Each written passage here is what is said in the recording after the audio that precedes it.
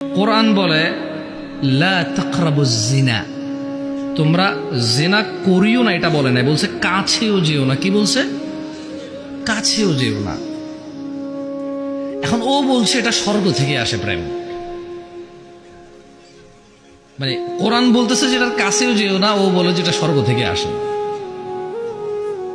যেখানে সমাজের ছেলে এবং মেয়ের বুদ্ধি এভাবে বিনাশ হয়েছে, লোপ পাইছে।